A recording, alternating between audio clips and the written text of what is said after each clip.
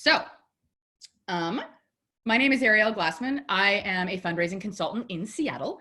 I really love digital fundraising and really am sort of a nerd for it. And that really, that's where all my enthusiasm for this comes from.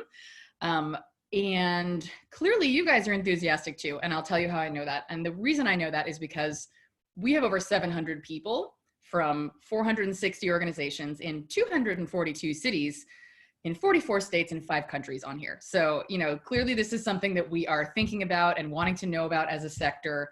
And I'm really glad that you are here to join us for this.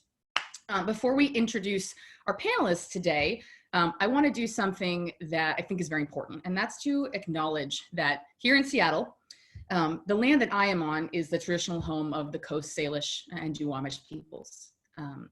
And I really honor them, and that for our folks in LA, they are on the traditional territory of the Tongva and Chumash peoples.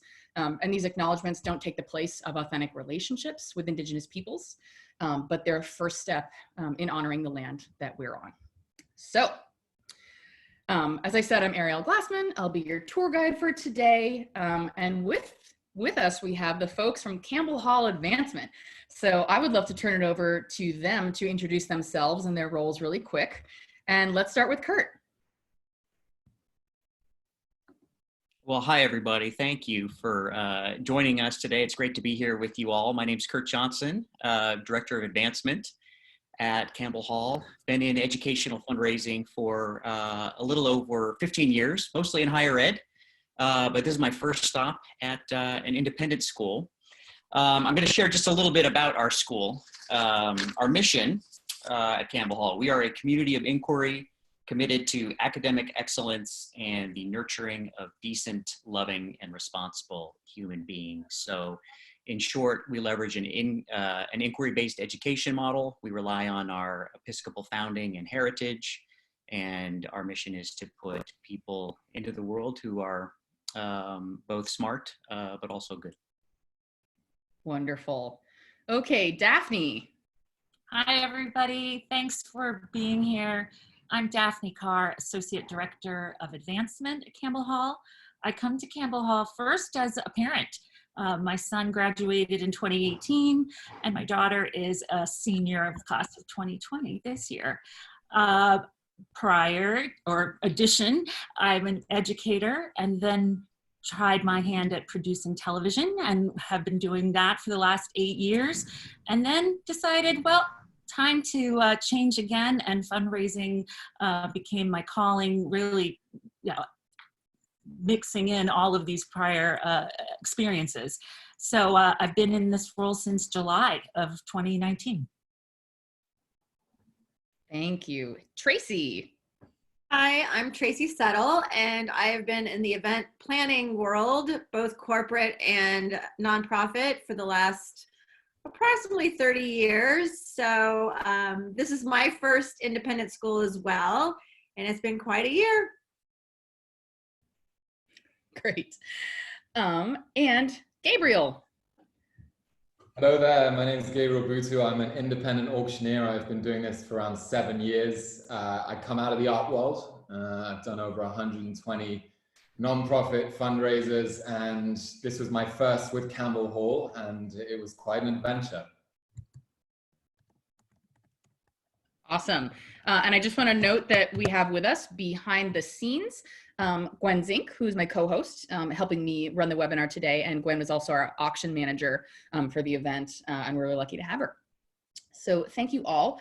I want to acknowledge the one person from our team who was crucial, who's not here, who is Greg Hall from Webcast and Beyond, who was our AV fellow, and you will learn later why he was our super secret weapon.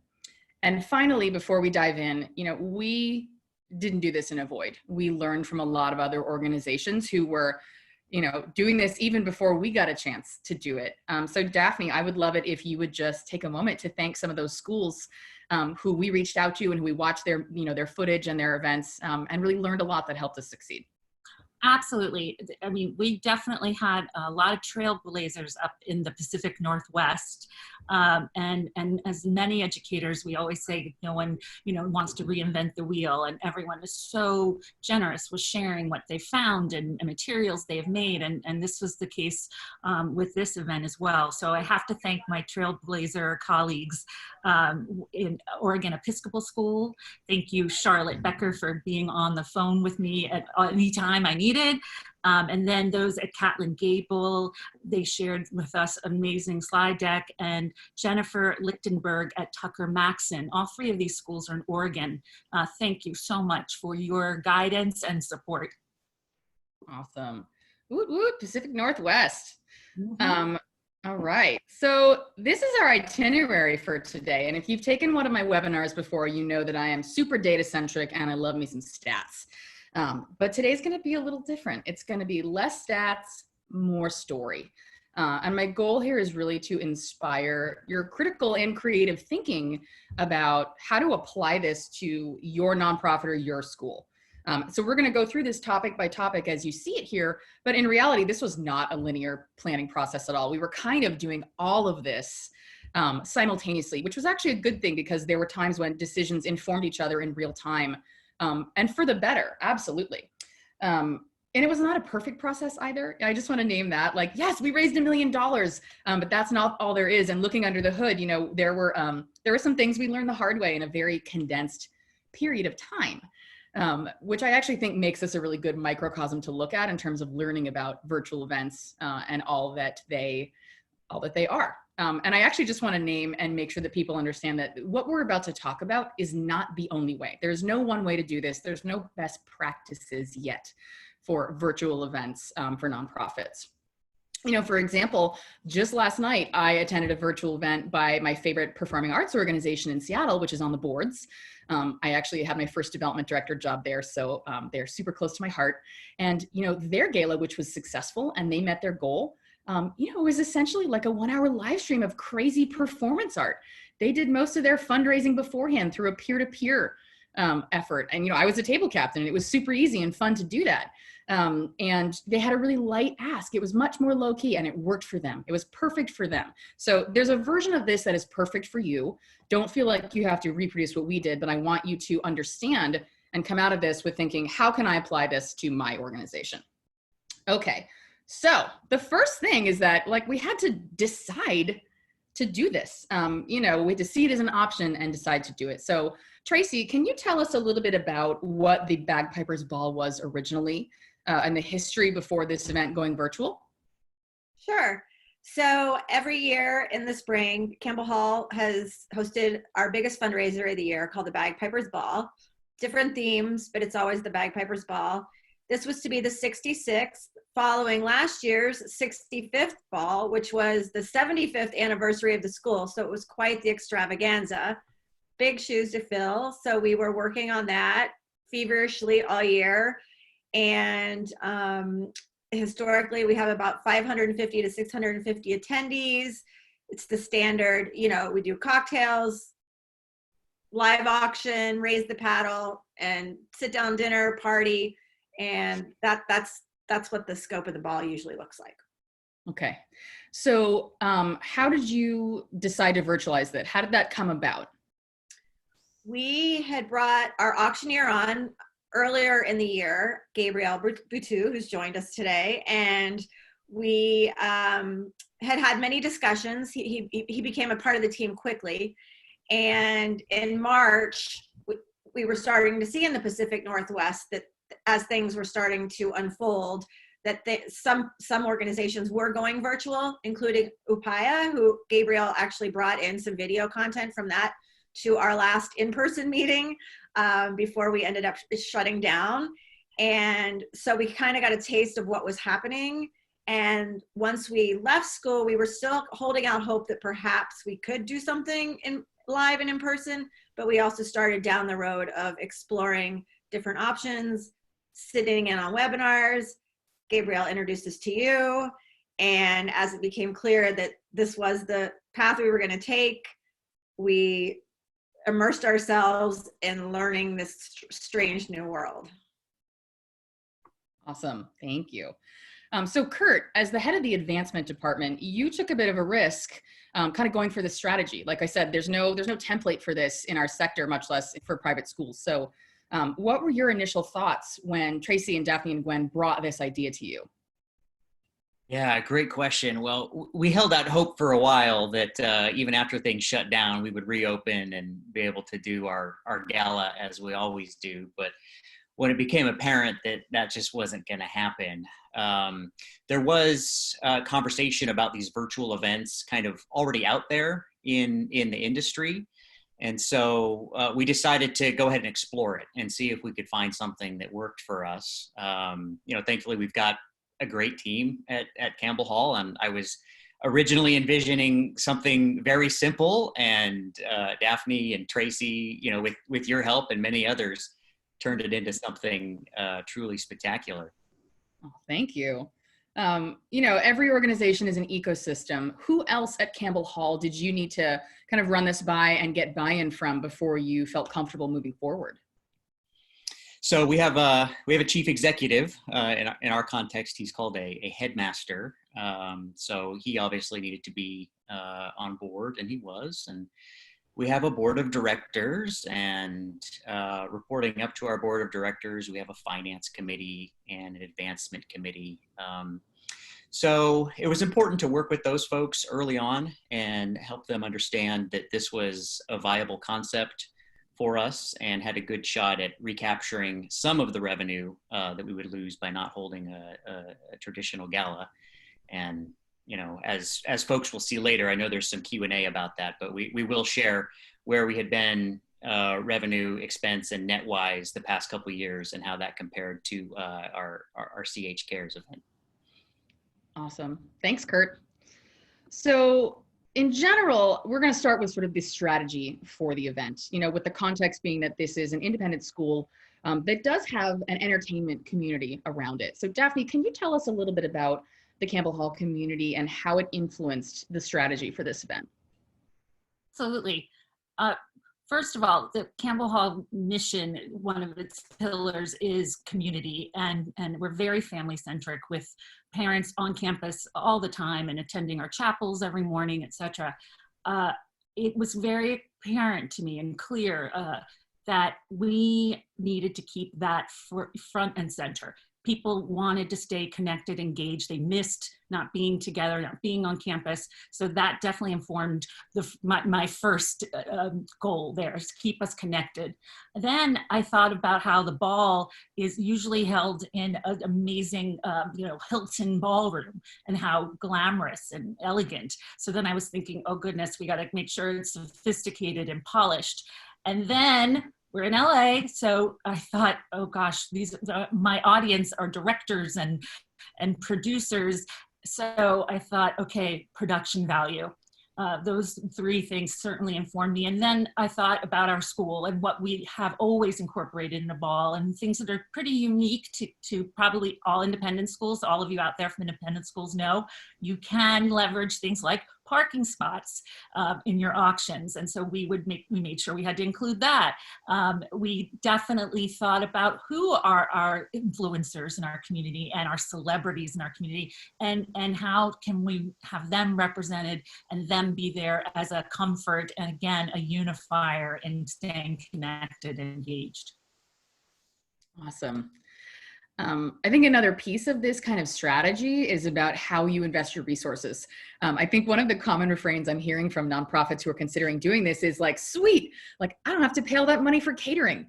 But I would actually really encourage you to look at this from the lens of how can I take that money I'm saving by not having this in-person event and apply it to the infrastructure and technology and expertise for the platforms and the live streaming. Don't under-resource this if you're going to do it. Just because it's online doesn't mean that there isn't an investment that can be made that's really going to strengthen the effort. So I would urge you guys to think about it from that perspective. And a big part of the strategy was also what the purpose of the funds was. And this actually shifted from what the original Bagpipers Ball was raising money for. And so Kurt, will you tell us what that shift was and why you did it? Yeah, happy to. So our traditional gala raises unrestricted support for the school, and it provides about 20% of our annual fundraising goal every year. And then we also have a paddle raise that is part of the evening and supports another aspect of the campus that actually rolls up into our annual fund. So at the end of the day, it's all annual fund. It's by and large unrestricted. The environment changed on us. Obviously, we had a global pandemic. Everything was shutting down. And so, we had to do some soul searching like all nonprofits and think about, okay, what does that mean for our fundraising operation? We landed on 3 guiding principles, and I'll try to just fly through these. One was, we're not going to stop fundraising. 2, we're going to be as sensitive as humanly possible in the process. And number 3, we are going to give our donors who are willing and able, even in the midst of the crisis, to rise to the occasion, to make a gift, to meet the moment, and respond to the crisis in that way. So in our context, we established an emergency financial aid fund. It's called the Campbell Hall Community Support Fund. We had already started hearing from some of our families that they were worried about paying next year's tuition. And because of that, they were worried about being able to return to the school the next year. So we created this fund even before we had made the decision to go virtual. And then in tying it all together, it just became very apparent that, okay, CH Cares, our virtual event, needs to be sort of the tentpole rallying cry for this broader campaign to raise emergency financial aid. Great. Thank you for that. Tracy, another key element of this that we found working together was having the right number of people on the bus with you, but having the right people in the right seats on the bus. Can you tell us a little bit about the staff roles that were required for this and sort of, what it took to pull it off from a staff perspective? Well, we have a very robust communications and advancement team at Campbell Hall. So we were lucky to be able to pull on our resources because we had such limited time. And again, we had a very strong auctioneer who was very much a part of the team and introduced us to you. So starting out, I think it's really important to have someone who can help you navigate through the platforms and deciding what you're going to do. So we really needed someone detail oriented and focused in on the technological aspect. We had our auctioneer in place. And then I think in this case, as we were starting to develop the program, we knew that we needed a really strong producer, which we had in our back pocket with Daphne. Yeah, I think there's another role that I would kind of consider as part of this, which is sort of like a tech producer. There's got to be somebody who knows the software in and out, who knows what it can and can't do, and who can really kind of translate that for others and figure out how to use all this technology to leverage it for fundraising purposes. So that was kind of the role that I played. And I just want to point out that I think that's kind of a new role in event management for our sector. It's really different than the AV elements of live events where, we've all sat in the Westin and watched the slides go messed up. This was really different than that. And I think it's really worth naming that this has to be somebody's job when we do this. And so speaking of the day of the event, Tracy, what were some additional roles that we needed on the day of the event for the live production? Well, as you mentioned, AV, that component became clear maybe halfway through the process that this was definitely, we were going to have 3 hosts in 3 different locations, all live. This was going to be something that we have a very strong tech support team at school as well. And we did call on them and utilize them, but because everything was off campus and we didn't have access to any of our typical equipment and things like that, we needed to bring someone on board. So, and Greg, as you mentioned, as a team member, was integral in making everything happen seamlessly. We also needed someone to man the chat, which actually became a very important component. We actually had not only people getting together and just, enjoying each other's company for the first time in a long time, we actually received donations through the chat. And had we not had someone monitoring that, we may have missed some dollars right there that we were raising.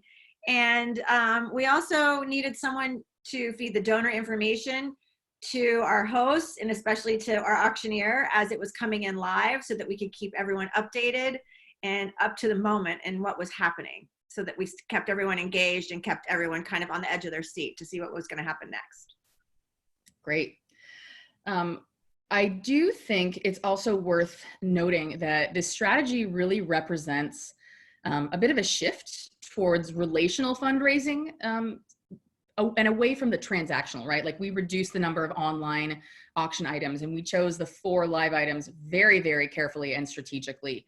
And, you know, we ended up with the most successful fund to need ever for this organization, which we'll take a look at the numbers next. And I was just really happy to see this because I encourage all my clients to kind of head in this direction, because we know it's, you know, that relational mode of fundraising is more sustainable in the long run. Okay. So let's look at some of these outcomes. So this is a bit much, so bear with me. What I really want to point out is the key differences in the revenue mechanisms that we use in the in-person versus what happened this year. So if you see a number in blue, that means that we raised more through that mechanism in the virtual than in the past. If you see red, it's less, and green, it's about the same. And what I want to call out, and you know, Carrie Ferentz, a friend of mine in the chat, asked the question, well, you know, what did you raise in previous years? You can see that $1 million, it's not out of reach for Campbell Hall. They've done it in the past. Now, in goal setting, which we'll talk about soon, the virtual thing really made us think carefully about how we set this goal. But you can really see that the big change is expenditures, right? We actually did spend some money investing in the tech stuff, which is good.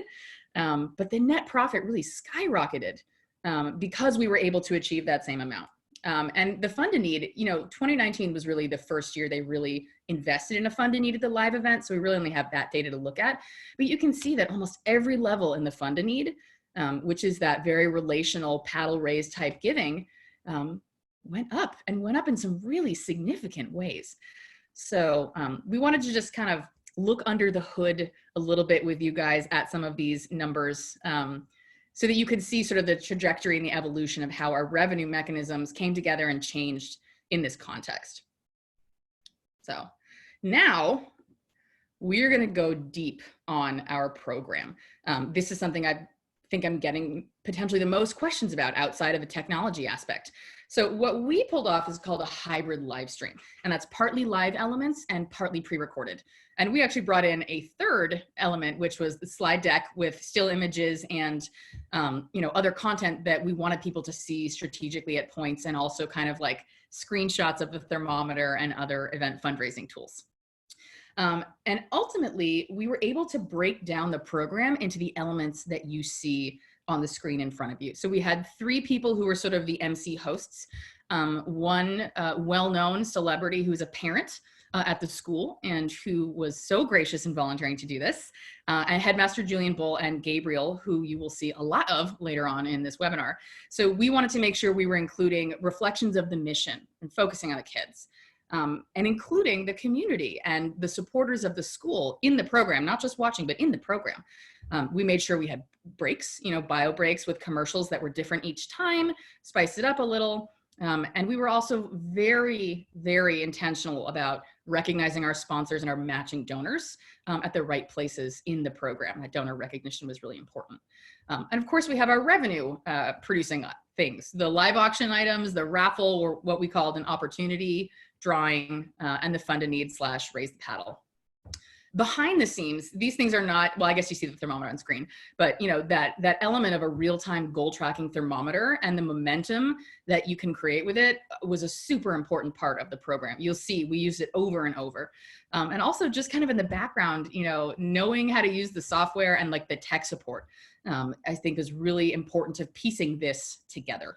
So, you know, before I turn this over to Daphne, I just want to brag about her a little bit. So she mentioned she was a TV producer. Daphne is actually an Emmy Award-winning TV producer who actually was nominated again for the work that she did right before she joined Campbell Hall. So we were so incredibly lucky to have her on our team. And I recognize that most of you out there don't have an Emmy Award-winning TV producer on your team. That makes sense. And that's one of the reasons I was so excited to do this webinar, is because I want you to be able to understand from the perspective of somebody as experienced as she is in this kind of storytelling, you know, what some of the best practices were or what her thinking was on all this. So I will stop bragging about Daphne now and turn it over to her to kind of walk us through how we mix and match and use these elements to create our program. Thanks, Ariel, for the nice shout out. I will say, we all are producers. We all have visions.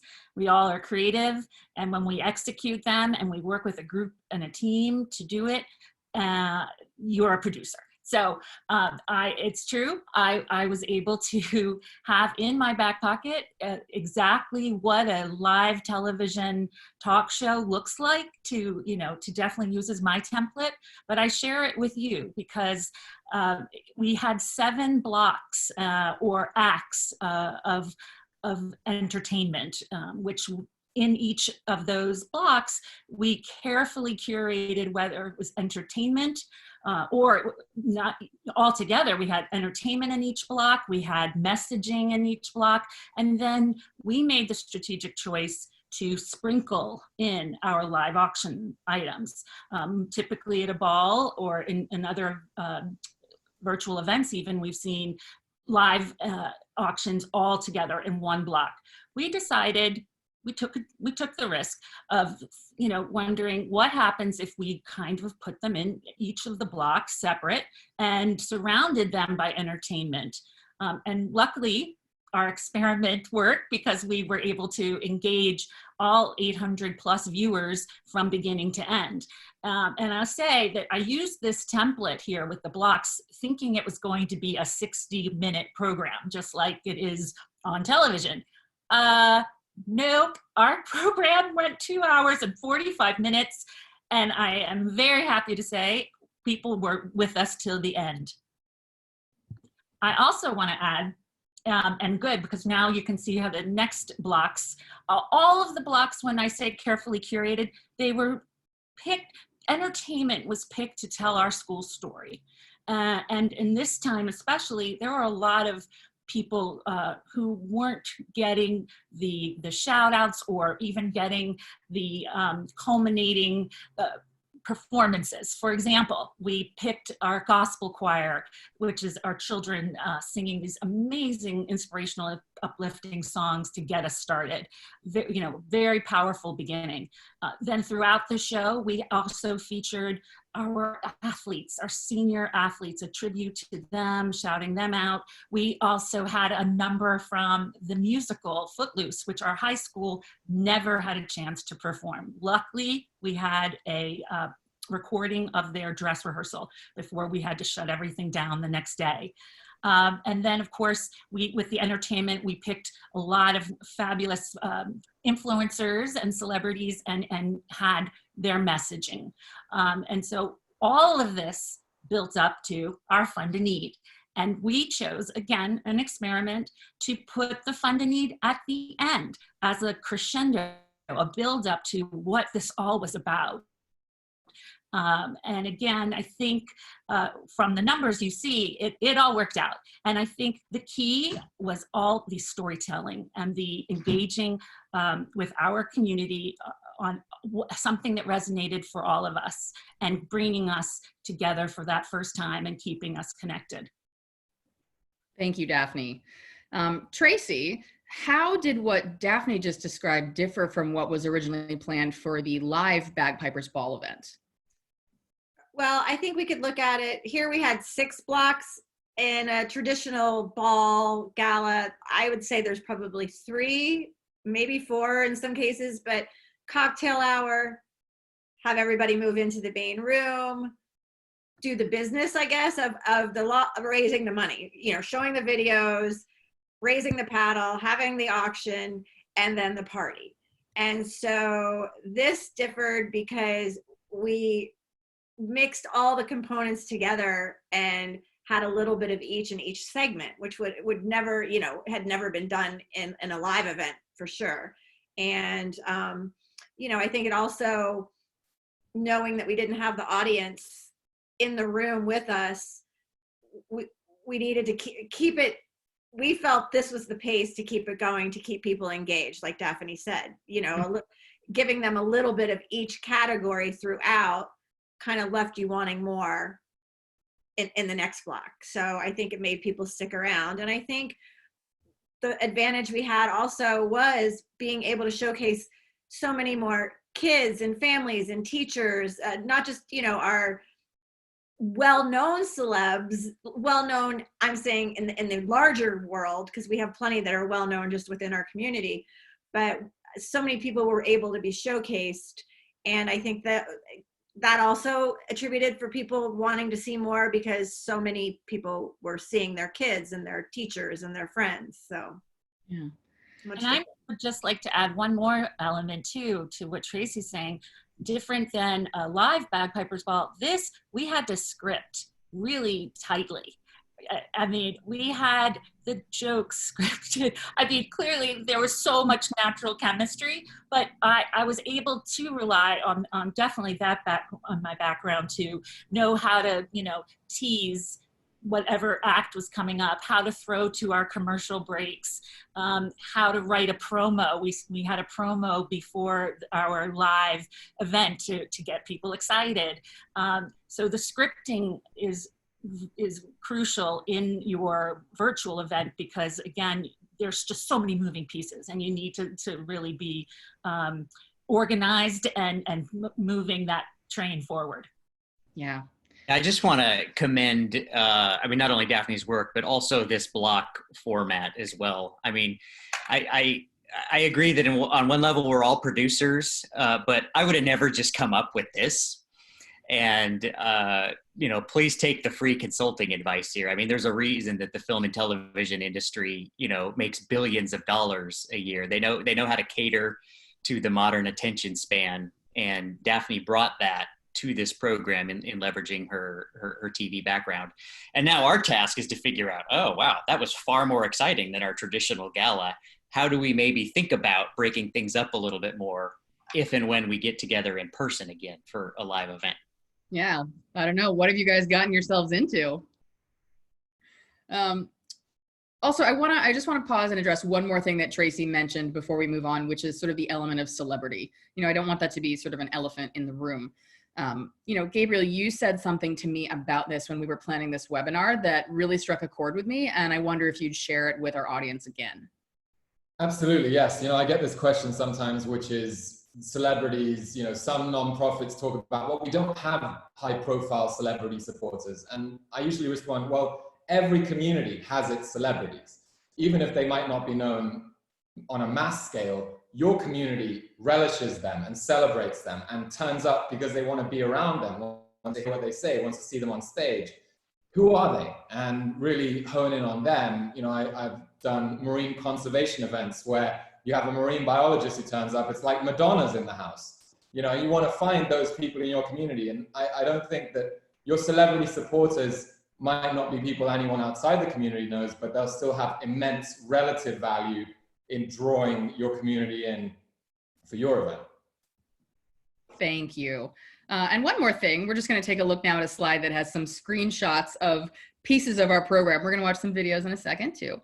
But Daphne, this event featured some kind of interactive social and community components that accompanied or were part of the live stream. And can you tell us about what that looked like? Absolutely. So we engaged our community in clearly the sponsorship levels. We were able to give them at least a little perk of giving a shout out, a tribute to a family member, a senior. So we definitely invited that kind of community and that kind of messaging by our sponsors. And then we also, you know, again, as I said before, chose to tell the story of our athletes or the performers, those that needed that recognition and that all of us were really craving to see. And then you know, with our team, our amazing team, we brainstormed and we thought we need something to bring us all together.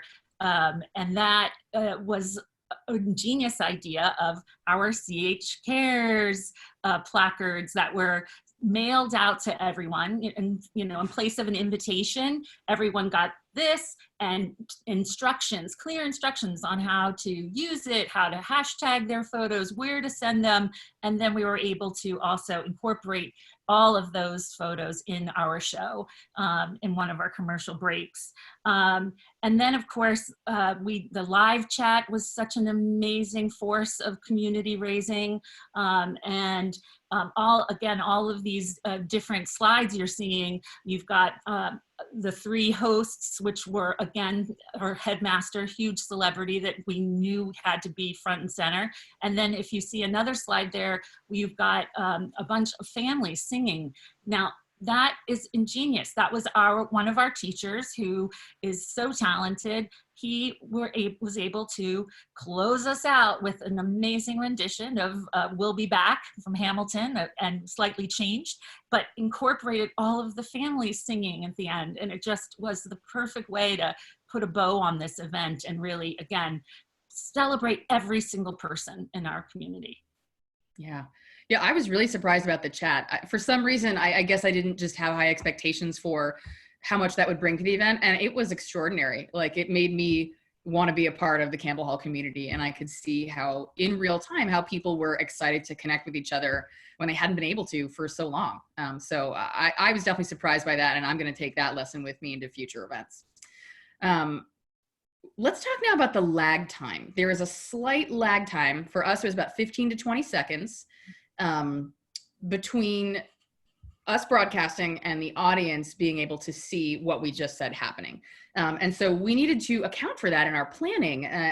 Daphne, will you tell us sort of what was our strategy for figuring that out and working with it and really adjusting so that we, had a smooth, event for people to watch that made sense? Mm-hmm. Absolutely. And I think very important in being a producer is planning for scenario A, B, C, and D. And so I remember we were about an hour before going live, and we had done several tests. So we were able to see what our lag time, what we thought it was going to be. And some of our other colleagues were experiencing 45 seconds of a lag, and ours ended up being, as Ariel said, about 15 seconds. Well, that 15 seconds is actually, it seems, it's like a forever amount of time in live television. So to be able to execute a live auction and keep that integrity of who's bidding and did close the bid, and is that the person who is the true winner? We came up with a system. Everybody was on the phone. We were just brainstorming it, and finally it was a countdown by Gabriel. Then it was like a domino effect of then my countdown started 15, 20 seconds, and then I notified Gwen, and then Gwen had our headmaster, on call, and so in the middle of it all, we discovered actually it was a little less than 15 seconds. So then in the middle of the show, we did another kind of turnaround, another pivot, and we had to now, just text it. And, it was just exercise for sure in being nimble and quick on our feet. Yeah, it really was. Definitely it was a unique experience for me, sort of being in charge of the thermometer. And, literally I was timing myself. Like, it took me 16 to 18 seconds to get that update in so Greg could switch the frame to it and show it. And it was just very all systematic and coordinated. But like you said, I think a domino effect is a great way to describe what we all had to do together as a team to create that experience for folks. Gabriel, I would love to hear about your experience with the lag, because I think potentially you're the one who it affected the most given your role. So let's hear a little bit about that. Yeah, the main thing with the lag was that we owned it. We had to really communicate it to the audience so they knew what was going on and worked with us in a way to ensure that, they got what they wanted out of this. For example, in the auction with the bidding, there's a thing called sniping, which is often where people will wait till the very last second to raise their paddle or place a bid online. And it's a good strategy, but in this scenario, that would be terrible because you could miss out because of the lag. So if you were trying to time it, that might be the difference between you getting it and not getting what you wanted. So I acknowledge that. I made sure that I pointed that out front. And then also in terms of that buffer between when the item was closing and we announced that it was closed, there needed to be some lingo in between there. So there was a certain level of sort of improvisation and verbiage that needed to be in my back pocket in order to ensure that. And also my co-hosts were really important in terms of us bouncing off each other to make that lag seem as short as possible. Okay. Let's dive a little more deeply into your experience in particular. I am curious about sort of the biggest differences for you as an auctioneer in this virtual process versus in a live event.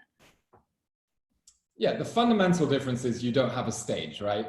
So you'd have a room of captive people, you have a web page and literally a lens. I was standing in a room looking at a lens. So how do you command this new room, quote unquote? And so the main thing is to take a lot of what you normally do and find ways to leverage your digital tools to now accomplish those things. So one of the things we did was we made video trailers, 3 videos, about a minute or so each, sharing with the community, you know, what they could look forward to, how they could bid and register, and also reminding them of the why. This was emailed to guests in the week leading up to the event. And the bonus was that introduced me to the community, which we had wonderful feedback on. Utilizing visual assets, huge. Augmenting the messaging with stuff like a green screen, overlays, the thermometer updates. Absolutely massive compliments to me getting the message across throughout and keeping people hooked on the fundraising aspects. And that required a lot of brainstorming with production, with AV in advance, way more than usual.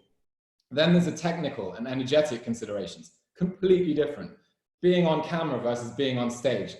I still had to transmit all the usual energy, but I had to do it standing still, sort of like a storm in a teacup. And figuring out which eye lines worked, what stance worked, these little things that you would never normally think about became big considerations for ensuring that the live auction and the funder need were super compelling on camera. Having the screens that I needed in front of me, almost like a mission control. I had a script and 3 screens feeding me all this information. Again, logistics, checklisting, these sorts of things that normally an auctioneer doesn't even have to think about. Leaning into the lag as well, which we mentioned. And then finally, audience involvement and recognition. One of the most important jobs an auctioneer does on stage is recognizing the audience, thanking them, getting them to interact. The situation was we didn't have any of that, obviously, so our solution was to name the bidders and donors as they came through, as we alluded to earlier, to create that dynamic audience interaction, that feeling of togetherness, that recognition. And we learned that that actually became many people's like highlight. They loved this, and that was a huge takeaway. So in sum, you know, it was an evolution. Same job, raise as much money as possible. You know, the auctioneer's job is to get as much money off the table as possible through the auction, through the paddle race. Different tools though. You know, as I said, it's like being a fish suddenly on dry land, and you've got to grow arms and legs to grapple with this new environment. And by the way, it's many possibilities because there are many. Yeah. So what advice would you give to staff at nonprofits and schools about how to set their auctioneer up to succeed in a virtual event? First off, collaboration. And this was what was amazing with Campbell Hall. You know, really making your auctioneer part of your team. You have to include them on every discussion that you can, you know, sharing them on Google Docs, keeping them copied on emails, inviting them to tech calls. This was huge because your auctioneer now is far more intrinsic to your whole process than ever before. And you've got to have that mentality with them, getting them as prepared as possible as ever. You know, the ask, giving the auctioneer a solid basis to work from. Campbell Hall had a really solid ask that was very relevant to our current circumstances. And I said, you know, setting your auctioneer up with a weak ask is like sending Jordan out without Pippen. You know, it might work out, but it's better with Pippen. Scripting, can't emphasize the scripting enough. That was so huge for everything moving smoothly. The tech and production, having your team get savvy on G Suite, Google Suite, Zoom, all of that was massive because the communication for us was again, the lifeblood of this. And then obviously, the community aspect, making, really educating your auctioneer about your community, the ins and outs of it. I was in communication with a few members of the Campbell Hall community, so I could get the nitty gritty of what it meant to be part of this community, so that I could be part of the community on camera, on the night. And people bought it, you know, people believed, which I was, you know, I truly was enrolled in the mission, in the cause, in the people. And your auctioneer has to exude that. Yeah, that really worked, and you can tell. And, you know, enough talking about it. Let's take a look at some clips. I did receive a question before the webinar started about whether or not we would be able to show people the whole video of the event, and unfortunately we can't. There's some copyright stuff with music, there's privacy concerns for some of our celeb families and donor names, but we picked some clips that we think illustrate some of the critical pieces that we've just mentioned. So we're gonna start with the how to bid and don't snipe. You got to have two screens pulled up. So maybe you'll be streaming to your laptop or your televisions, in which case have your phone or your tablet handy or another laptop to donate and bid on, sort of like your virtual paddle for this evening. Second, refresh. Refresh is the keyword of the night. Refresh your drinks, your tipples, but also refresh your browsers. Refresh the auction page often so you can keep it current. And if you experience any technical difficulties whatsoever, either go to the refresh or restart your browser, or if that doesn't solve it, then call or email our techs. Campbell's own geniuses are standing by all evening just for you. And finally, closing our auction items. This is a very important note. I know that you are very experienced bidders and you like this thing called sniping, whereas you wait till the end of the bidding just to sneak in and get your winning bid in. That's not going to work tonight. I implore you not to do that because we have a wee bit of a lag on our stream. So if you try to do that, there is a chance you'll miss out on your prize. So don't risk it. Okay, Headmaster JB, why don't you do the honors this evening and get us started with our first auction item description. All right, now we move on to actually a bidding item. And you can see there's our thermometer in the background. Who really the 9 million doesn't times we showed. like circling like sharks? Who wants you to swing the rod right into the AEC garage, dip into your reserved parking bay, stick on that Deepak Chopra meditation and kick back for a few minutes? Never worry about that. Circling off the zone again. 12.5. Laura's currently the high bid at 12.5. Are we going to take it to 13,000? 13,000 might take it. 13,000 might take it. One more bid at 13,000. And the continuance of that. Right. Do you know how many hours next year she is going to save? 15 minutes a day, 180 school days. It's around 3,000 minutes. It's about 50 hours. 50 hours. How many Zumba classes is that? That's about 50 Zumba classes. Zoom Zumba classes. Anyone at 13,000. You could become a Zumba instructor in 2020, 2021. Okay, I'm selling it. We have to move it along. If there's no one else at 13,000, our first winner is. Okay. And, you know, we had to close, you know, in light of the lag. And so that, you know, that involved a little behind the scenes work too. You can hear Daphne on the phone here. We're waiting for confirmation here. Who is it? Rayhan came in at 11.5. Rayhan Hossein at 11.5. Is that right? Rayhan, buddy. That is correct. Congratulations, Rayhan. Yes, yes. Well done. Well done. Okay. And setting up the fund a need. Again, we left nothing to chance in terms of folks understanding exactly how to participate in this way. Oopsies. Hold on. Wrong one. There we go. All right, Campbell Hall, so you've been given the why. I'm going to give you the how. At the top of your auction pages, you'll see a button that says donate to the CH Cares Community Support Fund. Click that button. When you get in there, you'll see more buttons with different cash amounts. If you don't see any donation buttons, make sure to log in. Once I announce the amount you're inspired to give at, simply press that button to confirm your donation. You will have just supported the Community Support Fund. Our fundraising goal this evening is $650,000. Now let's take a look at how close we are to that so far. I do believe that last time we checked, we were definitely nearing it. We're at 557,000. So we have around $100,000 that we need to raise now over these next few minutes. And I strongly believe that we can do that. Okay. And finally, leveraging some of the generous matching gifts that we got in the fund a need. Oh, geez. Sorry, guys. There we go. $1,000. Wow, we have so many matches. And remember, all of these are actually $2,000 donations that I'm effectively calling out. Right. Thanks to the Shalmans and their matching challenge here for the first 20. I think we're up to around 10 $1,000 donors. So another 10 would fill out our matching challenge. So let's rock it now here at Campbell Hall. Great. Okay. And again, I just want to point out in the background there, you can see that thermometer looming. And that's because the goal is really important. So we're going to stop to talk for a second about setting a goal. I am obsessed with setting goals that are contextual, consistent, and conservative, right? Like $1 million, we'd made it before, but in this context, it didn't make sense for us to put that out into the world. And we weren't going to, set some kind of ludicrous goal that was out of the ballpark of what we were going to be able to achieve. And this is so important because there's something called the goal proximity effect, which if you've seen one of my webinars before, you have heard me talk about before. And that is the notion that the closer we are to a goal, the more likely somebody is to help you along. So in fundraising, we see this all the time. The more money you have raised, the more people want to give to you. It's like the greatest irony of fundraising. But what that goal is, it really matters because it helps people see how their gift and what amount they're planning to give is going to move the needle towards the goal. So our goal was $650,000. We set it very conservatively.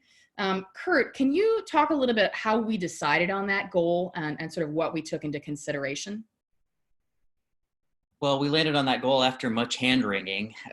We had no idea what to expect with this thing. I mean, going into it, we knew that our auction revenue was likely to be much lower, right? So in the middle of the pandemic, it's hard to auction off some of the usual travel and live entertainment, live sports experiences that we typically have. We also knew our expenses were going to be a lot lower as well, but really here we were talking about the gross fundraising goal. So we gave ourselves lots of flexibility and really didn't pick a goal until a couple days before. It was a function of the early sponsorship gifts that we had received.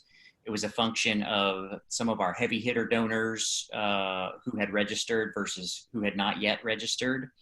And as Ariel's saying, we wanted to be conservative and pick something that we knew we could crush. So going into the event, I felt pretty confident about $750,000. So we set $650,000 knowing that we were likely to achieve that. Thankfully, we exceeded it. And then I'll just add for everyone on the call, figure out how to make the goal proximity effect work for you. Think about goal setting as a sales and marketing tool more so than a concrete expression of need. And, happy to talk more about that offline with anybody. Yeah. And as sort of the behind the scenes thermometer master that night, feverishly refreshing and putting information in, I sort of made an executive decision in the background, which I then quickly, sent through our phone chain of communication to everybody else, that we were going to up the goal because we hit our goal, partway through the fund a need, and we wanted to keep people going. So we were able to, using our tool, just kind of up and up and up. And, it was really easy for Gabriel to sell above our goal because of the nature of the funding need, right? Like more money meant we could help more families. And so he was able to message that really strongly. And, it helped us, again, kind of crush our goal and make our donors feel like the heroes they really were. Okay. Let's touch a bit on sort of sponsor and donor relations as part of this. So sponsorship is a bit of a different proposition at Campbell Hall than it is probably for most of your nonprofits. So Kurt, can you explain a little bit about that to the group and sort of how you handled sponsors and communicated with them and got them on board? Sure. Well, typically independent schools don't raise a lot of corporate sponsorship dollars like many nonprofits do. So in our context, sponsorship, I think of it more as just a major gift from an individual. So for our traditional gala, our top level is $20,000 and then it goes on down from there. So these are folks that are buying whole tables. They're getting a number of perks. CH Cares was a little bit different because we didn't really have any perks to offer to people. So heading into it, we really thought about this as kind of a mini capital campaign. We knew that in order to build momentum for the event, we needed to raise some money in advance. And so going back to Ariel's point about relationship-based fundraising versus transactional fundraising, myself and a major gift officer colleague, while others on the team were putting together a wonderful program, we were focused on leveraging the relationships that we had built with the institution's donors months and years before, to ask them to support this very special cause at a leadership level during a crisis, essentially. And I'm grateful that so many of them did step up. And I mean, just going back to some of Tracy's comments about the team that you need, I would recommend that for organizations that are able, have staff or volunteers specialize on raising sponsorship dollars in advance. Planning an event, any event, is full-time work. So we had some of our team focused on that full-time. I'm a terrible party planner, but I like to ask people for money. So I just focused on raising as much sponsorship money as I could in advance of this thing. And I think having those specialized roles really helped us at the end of the day. Awesome. Thank you for that. So as you can see, you know, the way we handled our sponsorship is going to look a little different from how you probably will in your events. But the point I want to make is that you should be treating your corporate sponsors with the same kind of relationship-based focus that you do with major donors and that Campbell Hall did with its patron sponsors. So I still think there's something you can take from this. And, you know, to tell you the truth, I'm tracking on a lot of my clients and former clients who are doing this kind of work. Nobody's reporting losing sponsors significantly. You know, we see them stepping up. So if you can make a compelling ask for them to convert and really get creative with digital recognition, I think you have a chance of retaining your corporate sponsors and potentially, like us, breaking your records. Mm-hmm. There's one other element to explore in this topic, which is sort of naming our bidders and donors. And we went back and forth on this and kind of grappled with it. And I'd love, Daphne, if you could share with folks some of the factors and concerns we considered and what we ultimately decided to do about that.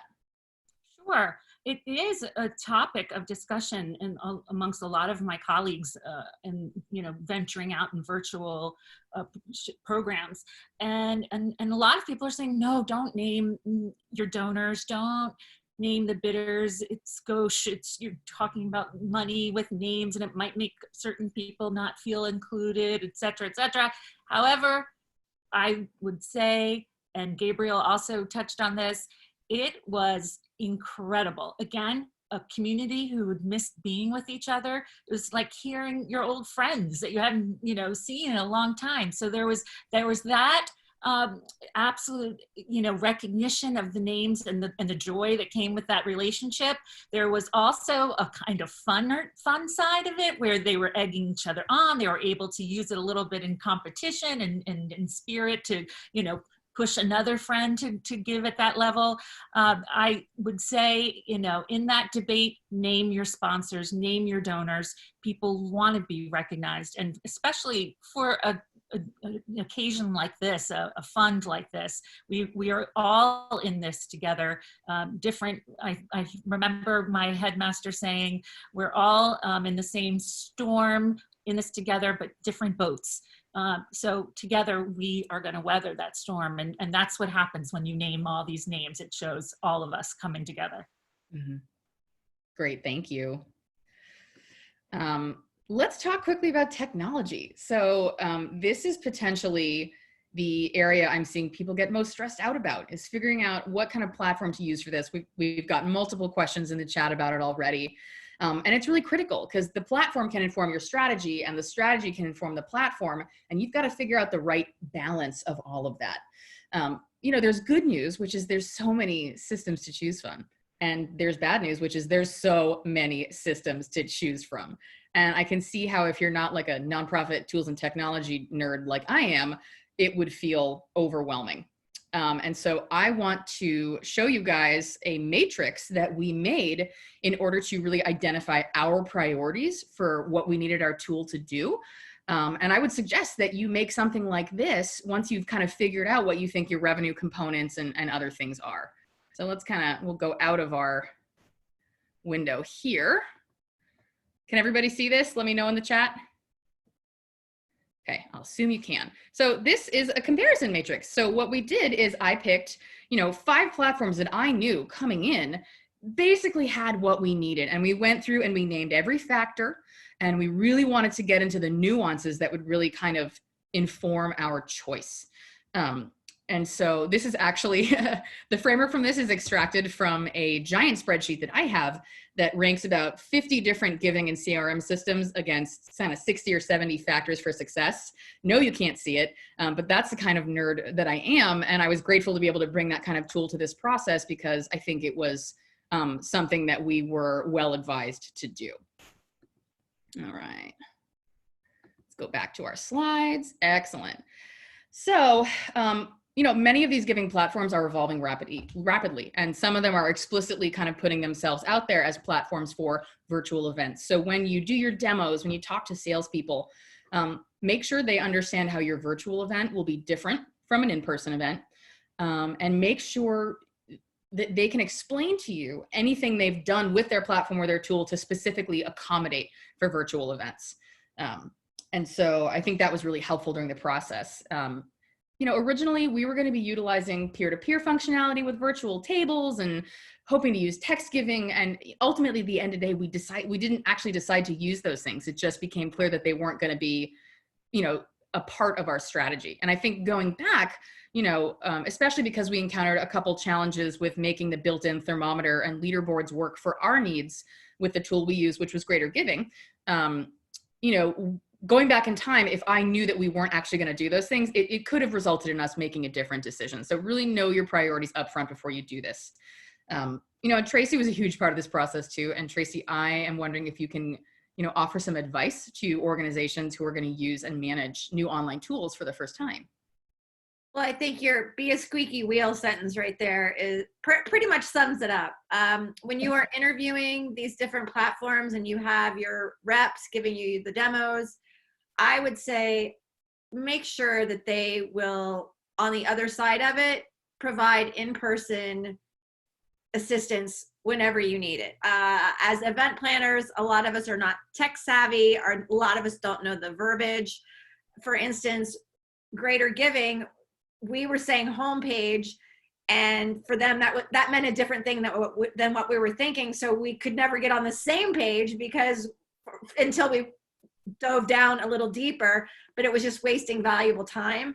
So I would just say, make sure someone's there to hold your hand, make sure it's easy to reach someone in person, and ideally someone consistently in person. A lot of the platforms, you do get a sales rep, but it's a tech assistance, but it's a different person every time you call. I think if you can find someone that is going to kind of be your person and get familiar with your program and your needs, that's a really important aspect to look for. And again, I think as these platforms are evolving, there may be more in-person contact, but make sure you ask as many questions up front as you can possibly think of. That is advice to be followed for sure. So once we chose our fundraising tools, we had to use our fundraising tools. And obviously the main focus of using these tools is to capture revenue. But there's a nuanced way in which they contribute to that outside of sort of like, here's an auction item I can bid on, or here's a way for me to give through the internet. They have built-in functionality that helps you track and reflect the amount raised on the donor names. And as you can tell so far, those things were really important for us generating momentum, for us leveraging that momentum in a continual way, and hitting our goal. And I can't stop with the whole thermometer thing. I'm just obsessed with it. It's an intangible thing, but having that come back so often and seeing people, it's like a crack hit, right? Like there's a dopamine surge in your brain every time you see it go up, or at least maybe that's for me, and maybe I need some professional help. But I think having that and the relentless presentation of the goal and the progress, especially with Gabriel egging people on with the thermometer behind him, as you can see, because of his green screen, I mean, that was a huge part. Like people get really caught up in this excitement, but you have to work to maintain that energy. And the leaderboards and real-time donor boards are also important. And in some software tools, you can see them behind the scenes, you can see them, and make them public. We chose to use ours behind the scene and integrated that information into the stream so that people didn't get distracted by trying to switch back and forth. And it just felt a little more smooth, and the best way for us to do that. And I think the real-time recognition that Gabriel was able to create, it really helped pit bidders up against each other in a fun and dramatic fashion. And I really think that it helped us raise a lot more, specifically from the auction items. So the other type of technology that we're getting tons of questions about is the actual live streaming technology itself. So the complexity of our hybrid stream meant you need to use what's called switcher software. You can't just like click onto Facebook or YouTube and start broadcasting. And so I've listed a couple systems there. Those first two are usually professional tools. Ecamm is something I looked into, and it looks like a Mac app that a layperson, given enough time, could figure out how to use. But as you see at the bottom, I really still recommend hiring a professional for this and not leaving it to chance, if you can afford it. You're gonna need AV equipment too, a decent camera, a decent microphone, some of the connectors, a tripod, lighting. We actually had Greg, our AV contractor, he actually, using social distancing, he actually brought the video cameras and equipment to the homes of the people who were our hosts and set them up and tested them. So that was one thing that, him being in LA and being based there was an advantage in that regard. You also have to pick the streaming platforms. You can stream on YouTube, you can stream on Vimeo, you can stream on Facebook. If you're an insane gamer who wants to play games live for 8 hours, you can stream on Twitch.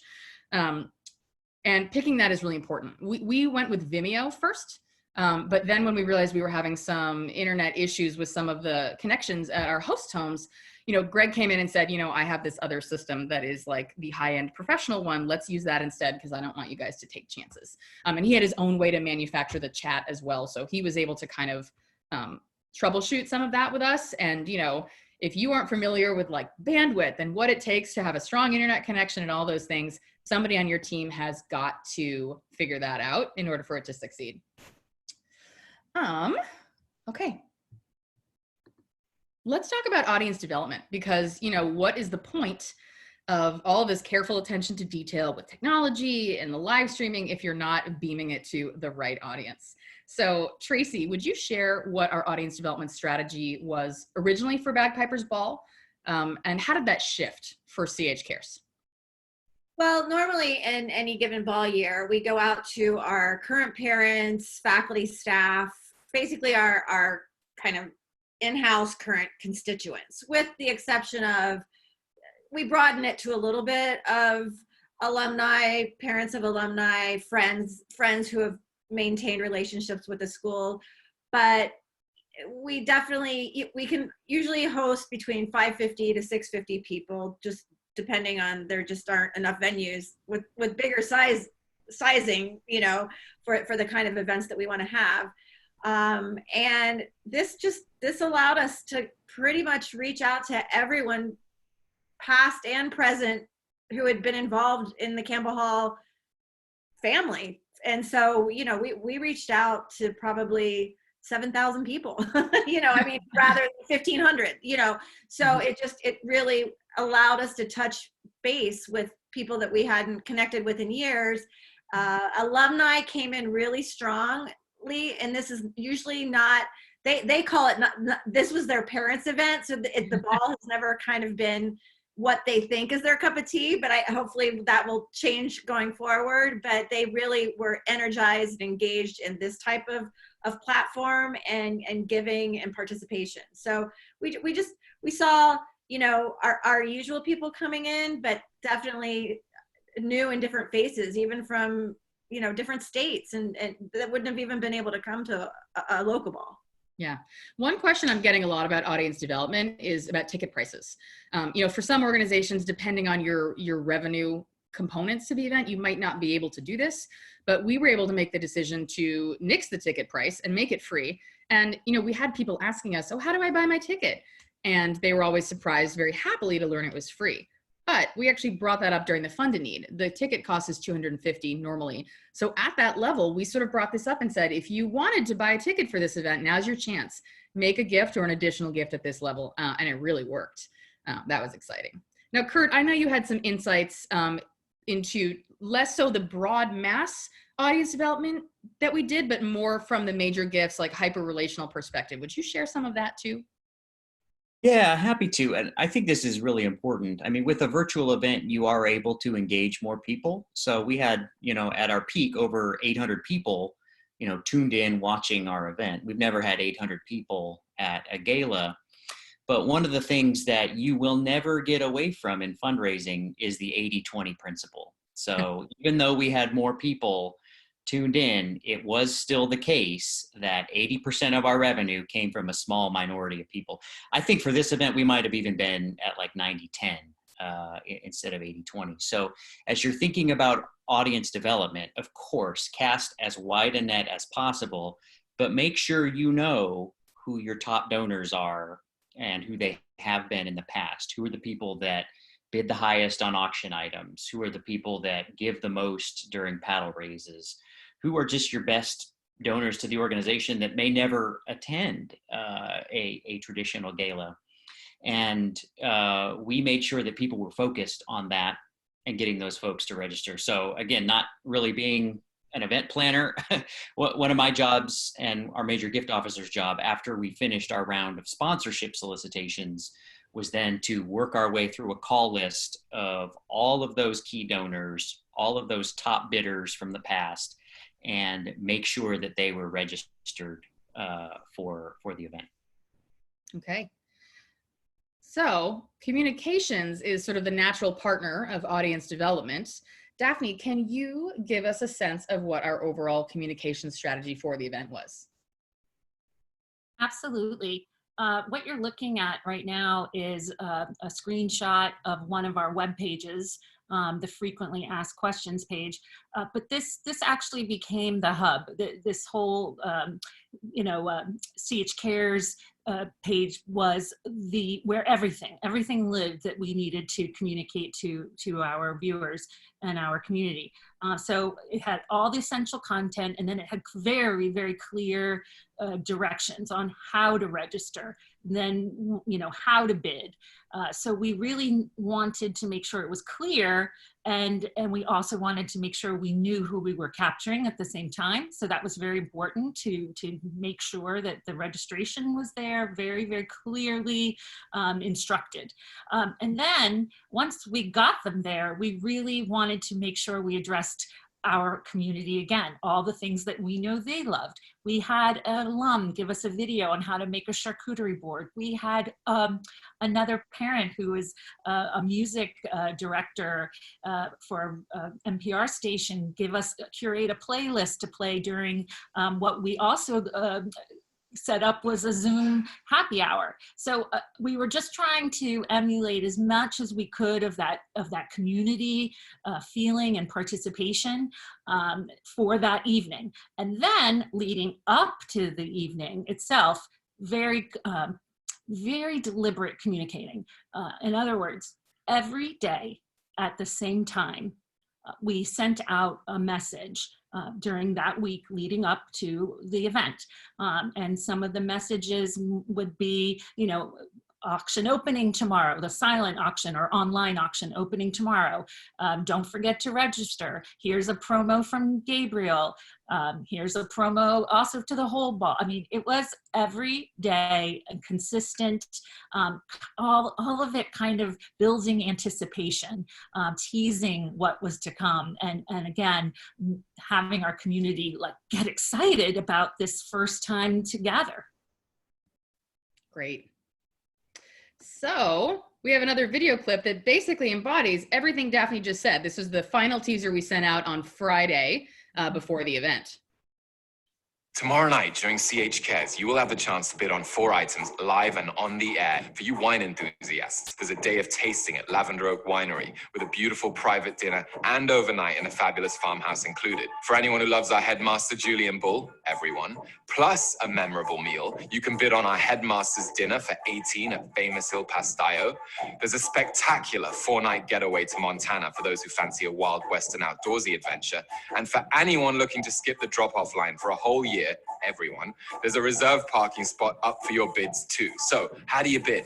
First, you got to register. Between now and tomorrow night, visit our auction page and sign up. And be sure to include your mobile phone number so you'll get those important text alerts updating you on your bids. And then tune in tomorrow night at 8 p.m. to CH Cares, where I'll be conducting your bids live on the air for these live auction items. Now remember, the online silent auction is already open, and it's open all the way through Saturday at 7 p.m. 150 very cool prizes up for your bids once again. All the proceeds going towards our community support fund. So get involved, bid on all of the above, and I'll see you tomorrow.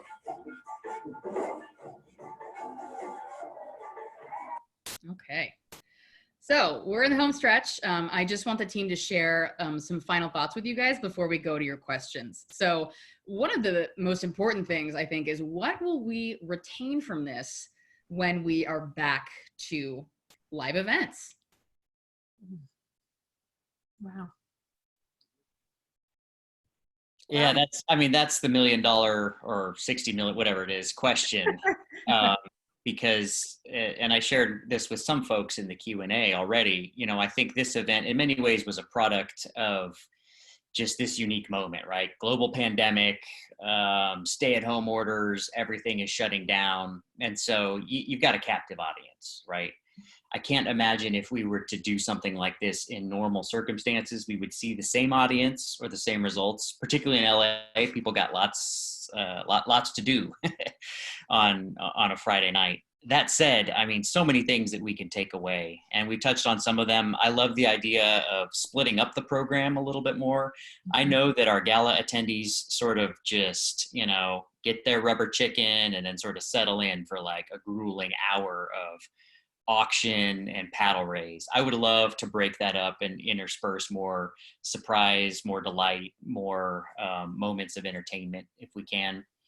I would love to figure out how we can do kind of a hybrid approach and somehow bring people from outside the room into the experience. Not everybody loves galas, but they might want to look in at various pieces and participate in the fund to need.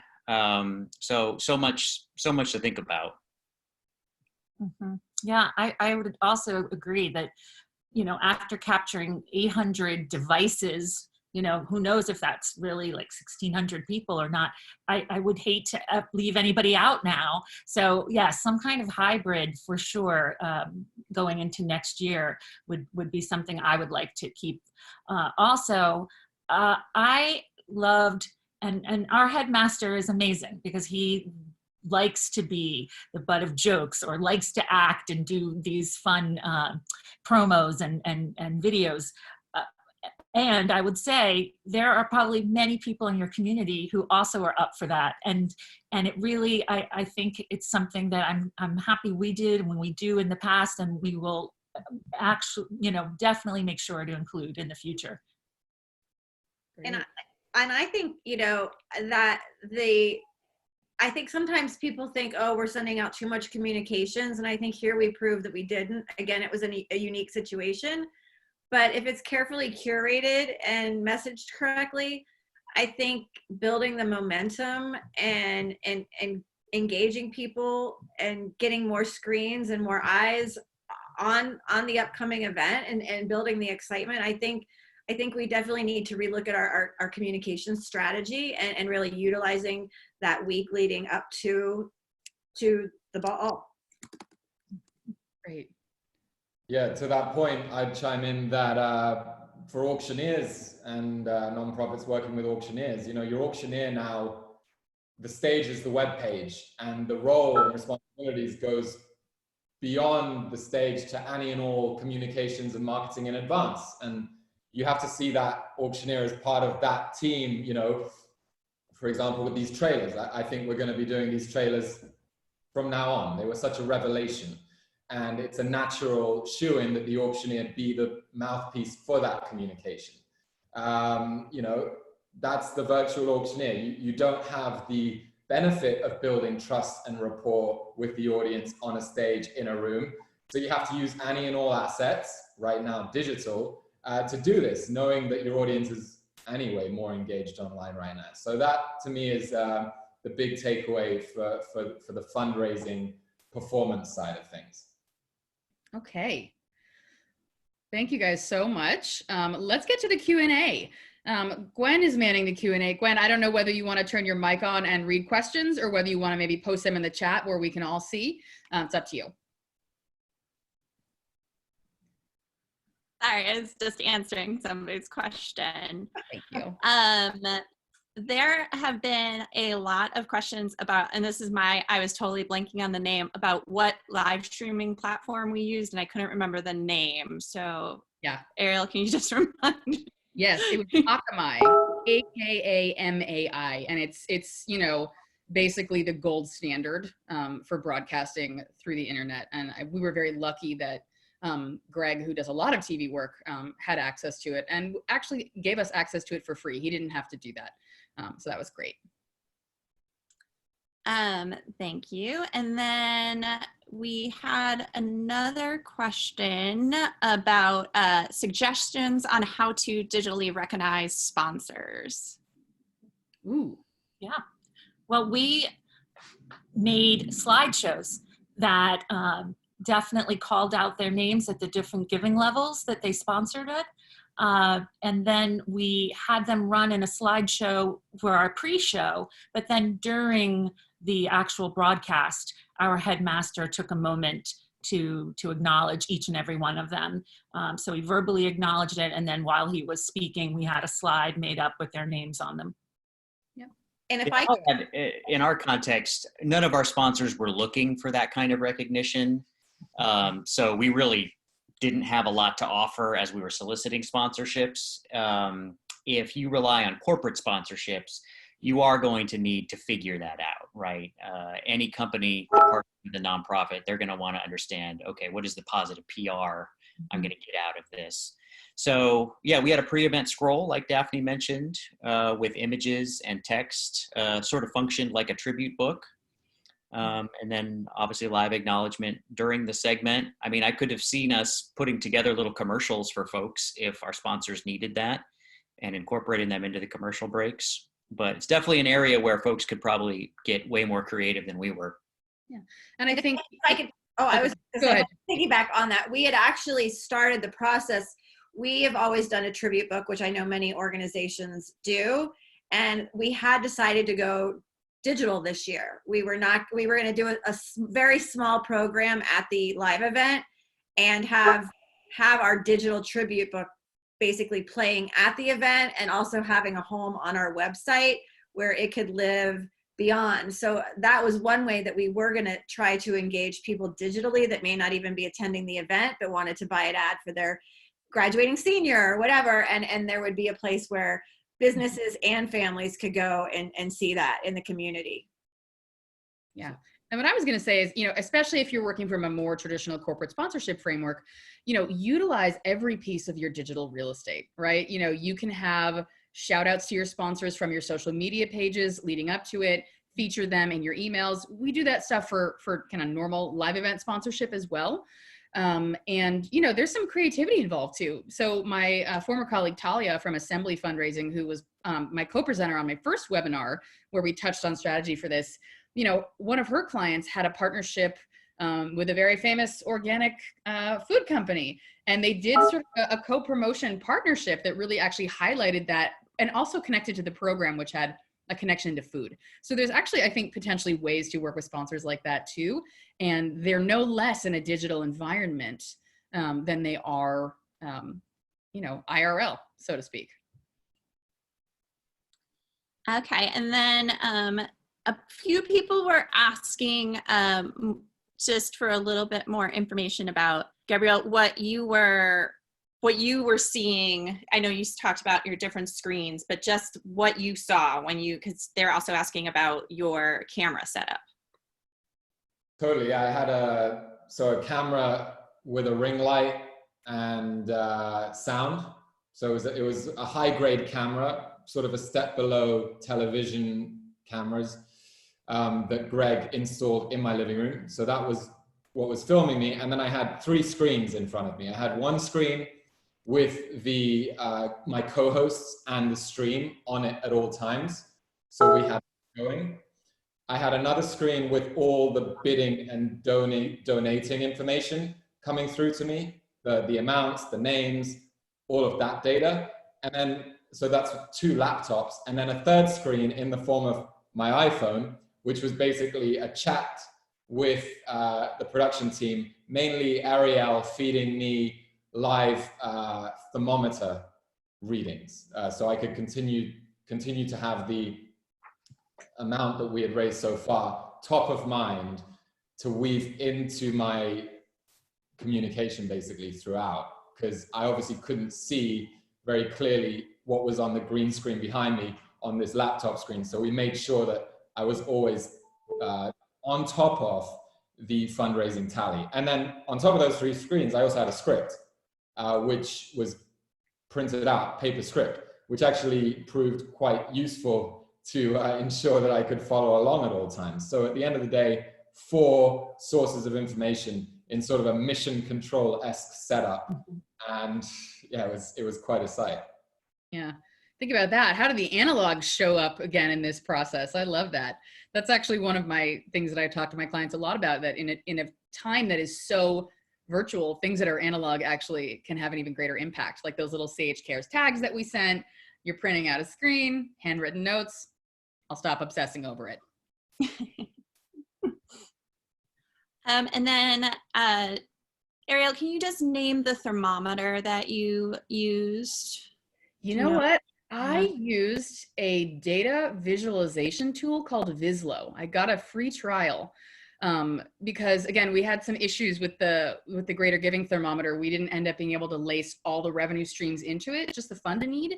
And of course, I wanted to reflect more than that. So I basically created a, using their data visualization, I would basically create a little way for me to, and that was HTML. So it was on a website and Greg was essentially, pointing a camera at that URL. And my job was to update it, refresh it, cue him.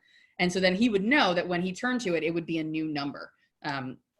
So yeah, I think with most tools, like for example, if we'd gone with QGib, they have a really comprehensive thermometer that feeds, you can feed everything under the sun that you're doing into that, and it's kind of automated. So I think for most of you guys, when you choose, ask those questions specifically and know that you probably won't have to go to the lengths that we did, based on my like obsessive nature with the whole sharing the goal thing. I think it might be a little more simple for you guys. People are very surprised about how long we went and that we had so many people stay on, which we all know is partially due to nobody having anywhere else to go. But Michael is asking, would we do as long of an event if we did this again? No. Well, I mean, honestly, the programming for entertainment really was supposed to be an hour as far as how we timed it. It was the fund and need was so successful. That is what really blew us out of the water and way past our 60-minute goal.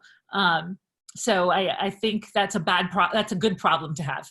And of course, yes, we intend to do 60 minutes, like a regular old variety show, talk show. But hopefully your program will go late too, and you will accrue a ton of money in your fund needs.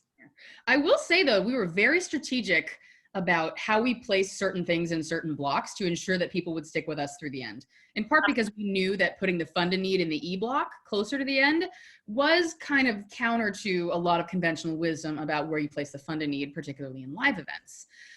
Mm-hmm. So I do think that, oh shoot, I just lost my train of thought. Anyway.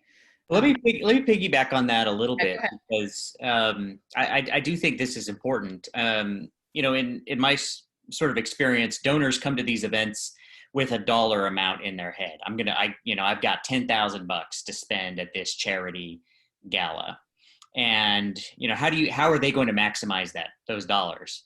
Well, buying an auction item, right? Because they get something. And then if they don't win an auction item, okay, well, I was still going to spend $10,000. I'll get caught up in the fervor of the fund and need. I think that's the clearest argument that I'm aware of for doing auction first and then using your fund and need to capture all of those dollars that people were already thinking that they might spend at the charity gala. Now, for something like this, you do have to make sure that people hang in for your fund and need. So we promoted 3 entertainment pieces pretty heavily. We kept one of those reserved for after the fund and need. So if nothing else, people stuck around just to see that bit of entertainment that we had promoted. Yes, and then that's where I was going, Kurt. Thank you. I thought you were maybe in that space. And then I think we had one of our drawings after the funding as well that people were interested in.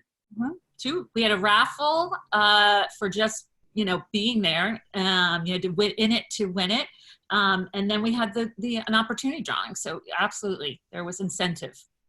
Yeah. So yeah, would we design a 2.5-hour program? No. But I do think that some of what we did to manage momentum and energy made it palatable to the guests, and okay for the circumstances. Mm-hmm. And if your program goes long because a lot of people are giving, that's okay. Ideal even. I'm also seeing a lot of questions for people who are at organizations that have, people with less giving power than some of our community do. And then also like they just have a smaller, viewership. Mm-hmm. Sort of how to translate maybe what we're talking about. Any pointers that we might have for scale down events or smaller giving capacity? I mean, I think this is the kind of thing that can scale to any size nonprofit, whether it's size of your audience, size of your staff, size of your budget. For me, it comes down to knowing your priorities. I think that for example, the event that I watched last night from On the Boards, it was much more stripped down and less produced than this. And I think that saved them. It was good for their context, but their goal was smaller, things like that. I think it's important to set a goal that's right for you. Like we talked about at the beginning, not everyone can raise $1 million. $1 million isn't the point.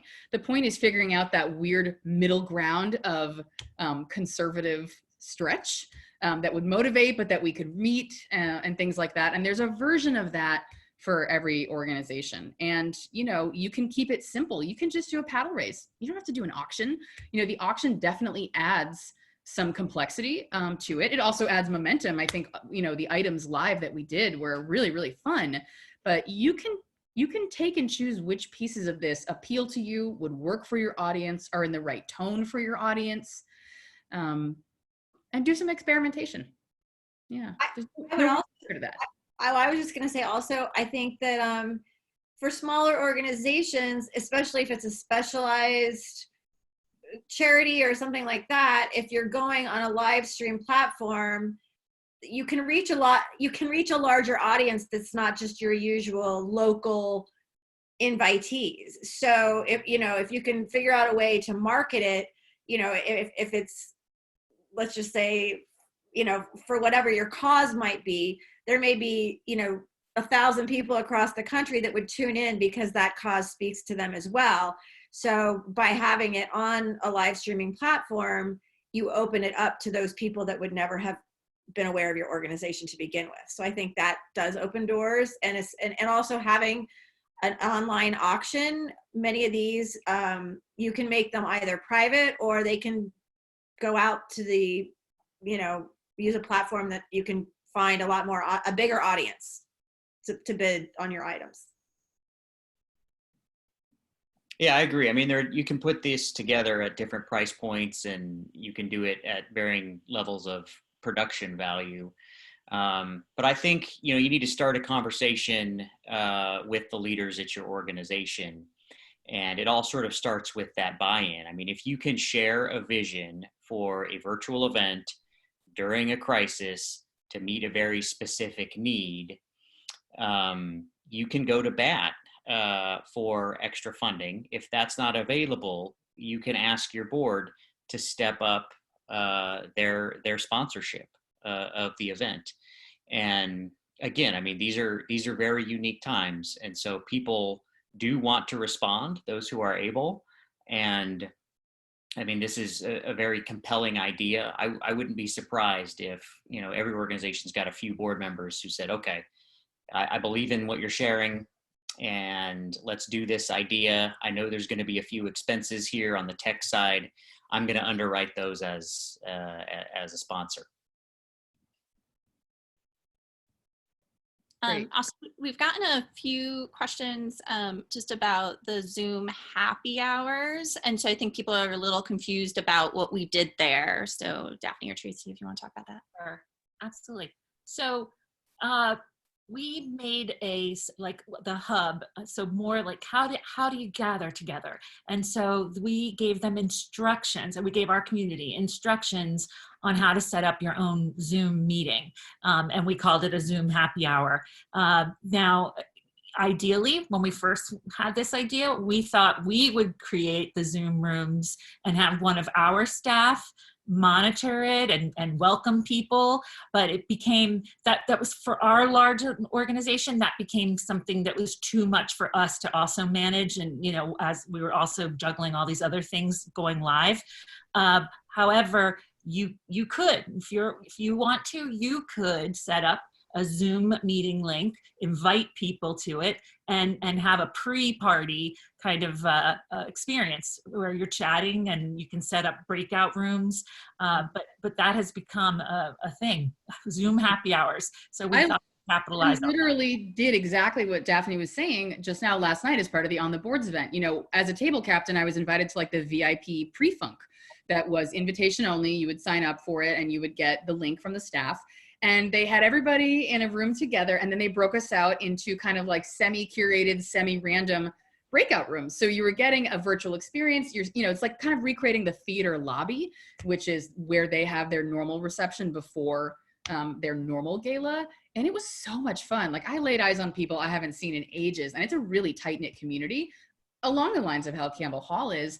And it was so much fun. I was actually texting with the executive director, the fabulous Betsy Brock, after the event, and she was like, we should just do this all the time. Like, we should have a short performance with a social happy hour, as long as everyone's in quarantine and we can't be together. And I thought it was a fabulous idea. I had a great time. Mm-hmm.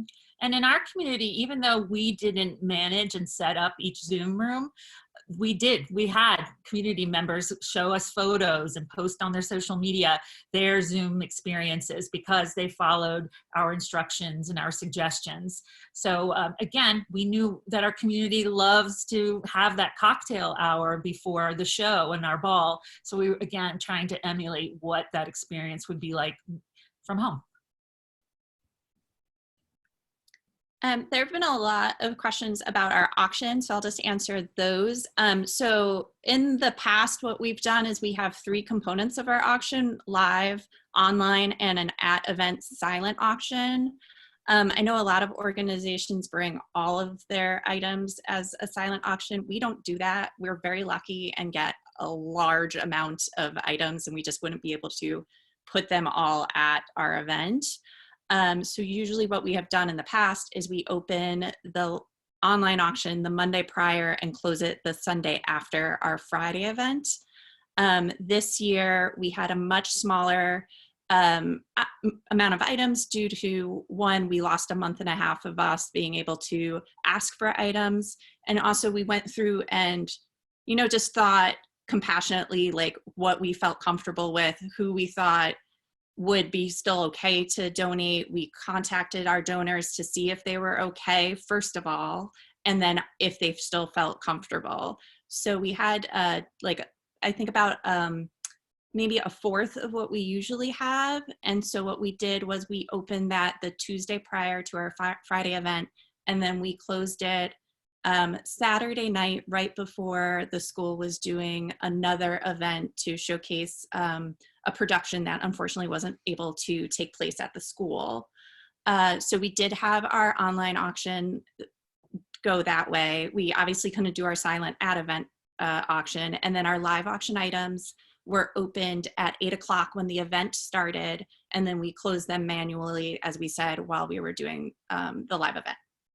Gwen, I'm going to ask you a question that I think people might like to know the answer to. A lot of our items are experiences or sort of in-person, vacations. How did we handle, creating momentum to sell those given the environment? Like, usually you're like, you have 6 months to do this. So how did we handle we, and I'll say one of our big live auction items is always a trip to another country. So obviously we weren't going to put an Italian trip in, which has actually been our big seller the 2 prior years. So we talked about it and we just said, like, what do we think our community is going to want to do right now? Travel local. So, you know, we were able to work with a very lovely mom who had a connection at a winery to make a great event where it's driving distance. They didn't have to worry about flying. They could just drive in their own car and stay at a beautiful winery close by. We also worked with places to extend our usage. So we did, you know, we got a Mexico hotel that was like, you have to use this by December, and we worked with them and then we're able to extend it. Our live auction travel options are for 2 years instead of our usual 1 year, which obviously makes people feel a little bit better because you don't think there's a chance you aren't going to be traveling this year, but in 2 years, we're hoping we'll be traveling again. Yeah, I like the optimism in that strategy. And also, I know this is more about the other event you were talking about, but people keep asking about what a table captain is. Ah, okay. So yes, I will very happily keep standing for On the Boards and talking about their event. So I normally do a table captain role at their in-person gala, which is called Spectacle Spectacular, and it's like the snappiest and bestest and fun gala in the arts community in Seattle. So normally I bring a table of people and I, you know, either buy their tickets or they buy their own, depending on how things are. And they sit with me and we paddle raise and we have wine and all of that stuff. And in this context, it looked really different. So I created a peer-to-peer page that was essentially like my virtual table. And I invited people to do it, you know, to give through it. So I posted it on my social media. I emailed people. I tagged people on social when they gave to it. And I also offered a matching challenge where I said, great, you know, my commitment is I'll match any gifts of $100 that get made to my page. So give through my page. And that worked out really well. And I beat my goal. And, you know, what that meant was that, you know, they walked into that event with most of the money raised already. And we just had a good time. And let me tell you, the chat in that live stream was wackadoodle. I had so much fun. And just since we keep getting asked this question, Ariel's going to send out the links for the slides and the video early next week to all the attendees, right, Ariel? Yes. Yeah, the link will essentially, this is an on-demand webinar through Zoom, so you guys will always be able to watch it online in perpetuity, and we'll email that out. It'll also go on my website along with the slides and video from my previous webinar that touched on some of this in a bigger picture way. And if folks are interested and our panelists are okay with it, I potentially will send out our email addresses to you guys in the follow-up, because there's so many questions being asked in the chat and, oh, I'll follow up with you and I really want to know this thing. So I'm sure that we would be happy to continue to bring our curiosity to you guys in that way. So. Anything else, Gwen? I mean, we have a bunch, but I know we're kind of over time already, so I'm trying to figure out which ones would be great to end this with. Let's do a couple more. Yeah. Tanya is asking, we had 4 live auction items, but she's also asking how long would you allow for each? I know it's kind of in flux because you're working with the bidders as the bids are coming in, so you want to be able to let it go if it's still getting bid up. But any recommendations on that one?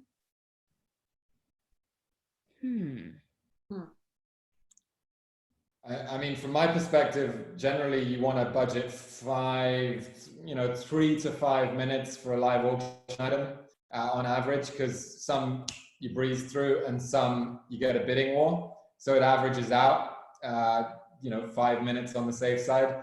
In this, what did we go? You know, we had at least 2 bidding wars, the parking space and the Montana trip. And actually, I think we had significant interest on the other 2 too. So I didn't time it, but my sort of guesstimate is around, 20-ish minutes? I think that seems right. Yeah. You could definitely sense that because of the lag and the need to get information through a whole flow of people from the source to you, that was probably a little bit longer than, a normal item would take. But it didn't feel, you know, you did such a good job maintaining momentum. It didn't feel long sitting there as a viewer. And then another popular one is just kind of what, I mean, I know, Daphne, you talked about a hybrid event in the future, but just more on what we think people's success are going to be with virtual fundraisers later on in the year, and how to keep it going and keep the momentum going. Well, I mean, I'm already working with, or sort of on the board. One of them is an organization I'm on the board of, which is Teen Tix, which is a really great youth arts engagement organization in Seattle. Like, our normal gala is in October, and we have just basically, we're confirming this week, but we've just basically made the decision to make it all virtual, and we're just really leaning in.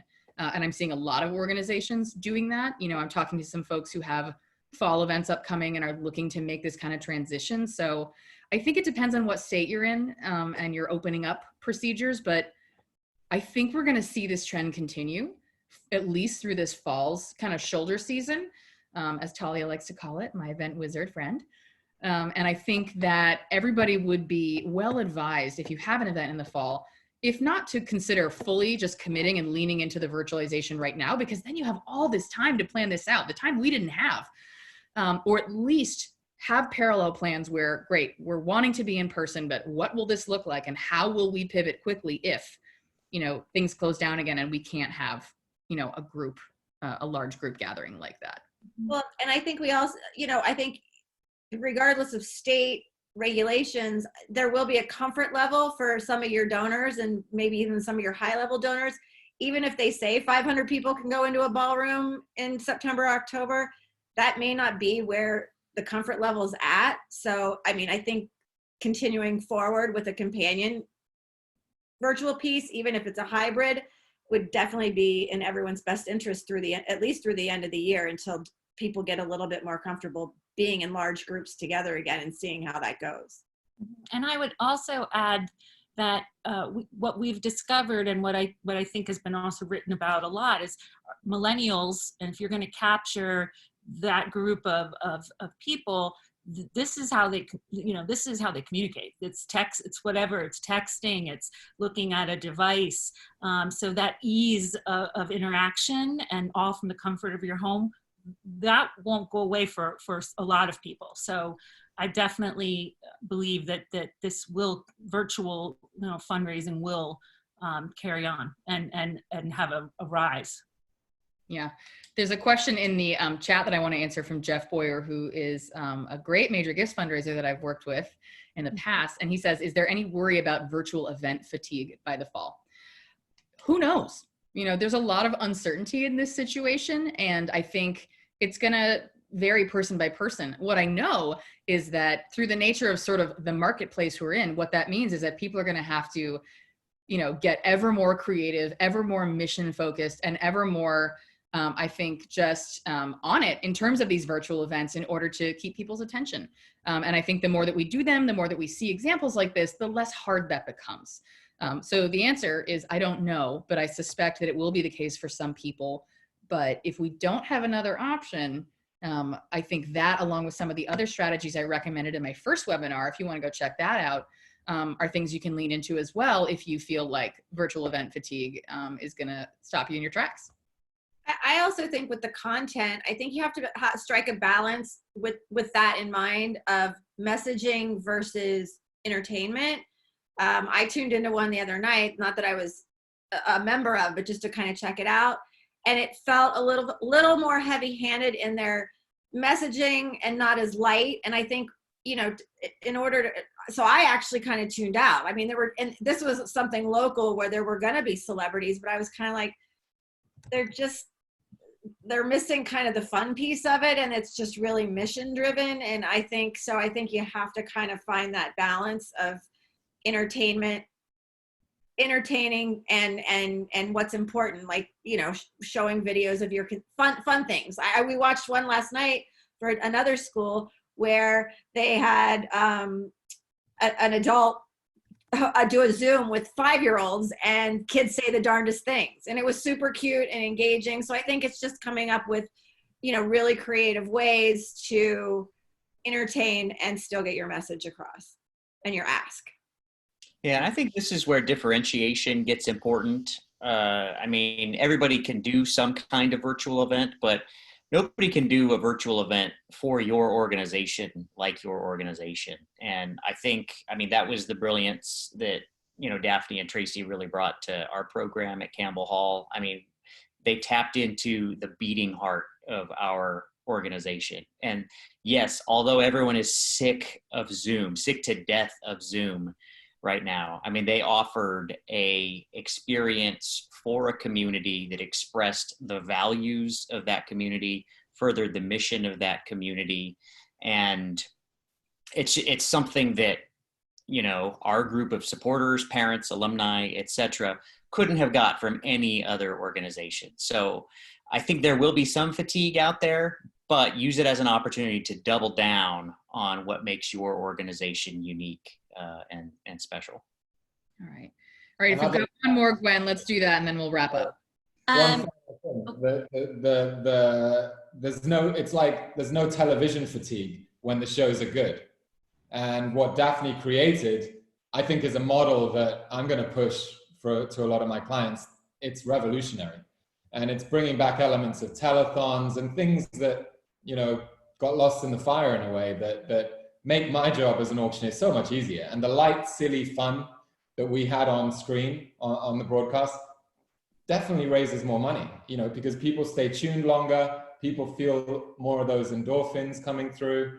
And it's a wonderful way to just raise more money. And I think that's the key thing for auctioneers is to find ways to coach your partners in ensuring that it's fun, ensuring there's a bit of silliness or whatever your community taps into in their fun time. Great. Okay, last question. A couple of questions about the tech needs. People are just wondering a little bit more on clarity on what Greg provided and what we were looking for. And also someone asked if it was possible for the producer and the tech producer to be the same person. Oh, that's a great question. Let me handle that second one first. So the tech producer, you know, in this case, which was basically me, I had to be glued to that role because of the way our issues with our thermometer turned out and that I had to do it all manually in like a 20-second time period.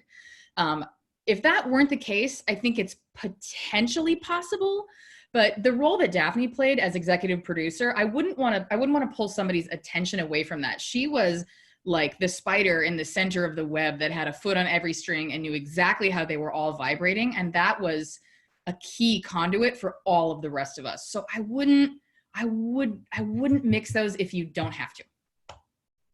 And what was the first part of the question? The other one was just like what were we looking for when we were looking? I think they're trying to figure out how to find this professional that will help them. Oh, well, I found him through Google. And, you know, one of the reasons we went with him, a lot of people do what he do. This is a business, especially in LA, but there's tons of these folks in Seattle. You know, for example, there are actually people who've now created very specific like virtual event studios where you can actually go and socially distance, have multiple people in the space and kind of produce it together. You know, we were essentially looking for somebody who had live streaming experience and who could essentially just wipe the worries from our minds about like, how do we switch between these things? What's the bandwidth? What do we, you know, he knew all that stuff. So you want an AV person who's, you know, responsive. I mean, Greg, he emailed me the second I reached out to him. So he was very professional. And I think he really understands the stress and the potential stress of sort of, you know, going live, and he was really wonderful. So there's a technical thing and the kind of equipment they have, but there's also a personality type, you know, I'd urge you to look for, you know, find somebody who can be that rock when everything else is swirling, because that's what we had, and it was hugely important to our success. And shameless plug for Ariel here. Yeah, she offers what is it, like a power half hour or a power 45-minute Power session. Yes, to talk all of this through. She didn't ask us to say this, but I think we did it, right? And Yep, you did. You know, all of this stuff stuff is so idiosyncratic, organization by organization. Schedule some time with Ariel. It's not going to break the bank. Tremendous value, and just have her talk it through with you for 45 minutes. Oh, thank you, Kurt. Appreciate that. I see you, Jeff. Thank you, Jeff, in the chat. And wait, and a plug for Gabriel too, because I did see a couple people say, "Oh, you know, do you not do anything internationally?" Or, and I'm pretty sure you will travel where you are needed. So, you know, be sure to if you need a good, strong auctioneer, give Gabriel a call. And honestly, Gabriel and I have talked about kind of coming together as a unit and being able to offer this kind of same kind of like as a package almost, because it turns out that the roles we both had were super interconnected, and some organizations might need both. So, you know, if you're interested in all that, let us know. We'll send our contact info out. Amen. All right, guys, let's wrap it up. Thank you so much to the Campbell Hall team. I so appreciate you guys coming on this little adventure experiment of a webinar with me. You were fantastic to work with, and I am so grateful that I got to be, you know, a part of your community for even a small slice of time. And thank you to everybody who watched and who asked questions. We will catch you next time, and keep calm and fundraise on. Thanks, everybody. Good luck. Bye, everybody. Thank you.